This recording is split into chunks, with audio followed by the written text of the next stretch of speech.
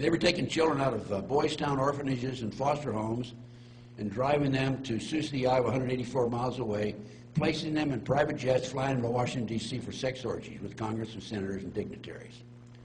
And I covered that in my intelligence report, by the way.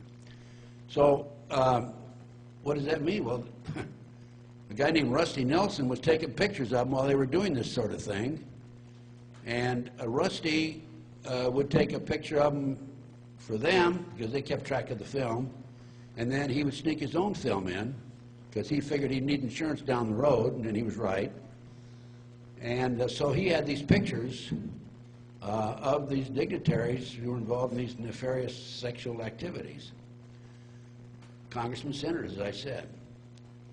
Now, Rusty was asked to participate in a sexual act with a man, and he wasn't any part of that. So he went out a bathroom window in a motel and made his way back to Norfolk, Nebraska.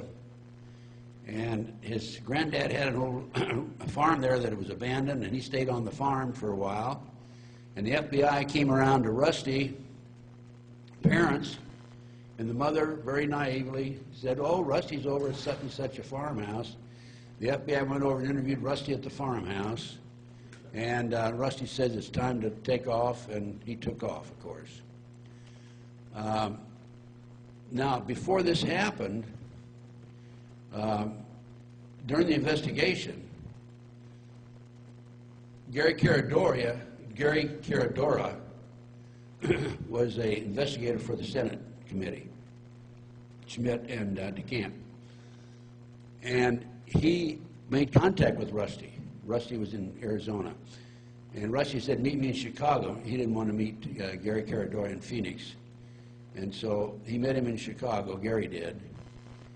And Rusty turned over the pictures of him having sex with some of these dignitaries in Washington, D.C., senators, congressmen, so what? White House people, okay. Use your own imagination. And Gary Caradora made the mistake of calling Lawrence Schmidt, "I have the smoking gun." He had his own airplane, and that night after the All-Star game, he had his 12-year-old boy with him. They got in Gary's plane, and over Aurora, Illinois, the plane exploded. Gary died. Pictures were all over the place. First person at the scene was the sheriff, deputy sheriff. He picked up the pictures. The FBI agent came along, grabbed the pictures, said, "Keep your mouth shut." He apparently didn't keep his mouth shut because a year later his wife was murdered, by the way. The farmer said that he saw an explosion, and the government said that the plane just fell apart. Okay. The rear seat was never recovered.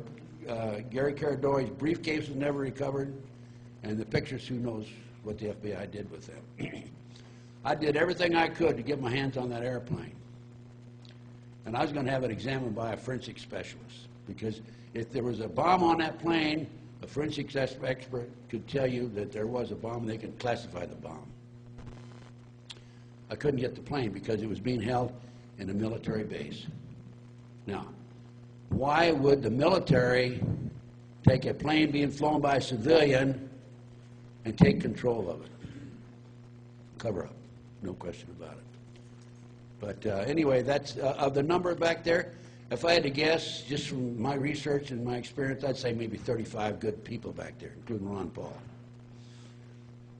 35 out of the whole bunch. That is senators and congressmen. That's what I would guess. I have no way of knowing, but I know that. Well, look how they've been voting. Look at them voting. They voted to extend the Patriot Act, to make parts of the Patriot Act permanent. That brings up a second question. It's so big, and it has so many tentacles and so many parts of the government and the military and corporations. How did it get like this? You've been thinking about this for a long time. I've only known about this for the past couple of years. I wonder if you could put it in perspective somehow. Well, I've been involved in researching this for 30 years. And piece by piece, it fell in order, you know. First this, and this. I was given a lecture in the late 90s, probably middle 90s, in Las Vegas. And after the lecture, fellow came up to me and handed me his book, Pawns in the Game. And he said, this is what it's all about. Now, I didn't know anything about Pawns in the Game. I knew very little about the Illuminati. Pawns in the Game is available through me, by the way. And I urge you to buy it. That and the Franklin cover-up book by John DeCamp. And these are both the most dynamite, powerful books that I've ever read. And that's how I learned about the Illuminati. I mean, I'd heard about them, but I really knew about them after that. I learned about the 25 goals to take over the world. And it got so big and it's so well organized that I can go from Los Angeles tonight to Nebraska and have a surveillance on me and have somebody come into my house in Nebraska or here in L.A. I've had surveillances on me in Washington, D.C., Philadelphia, Ohio, Utah, California, Oregon. I mean, they've got a network of people of an army. It's army. And what it is primarily military intelligence.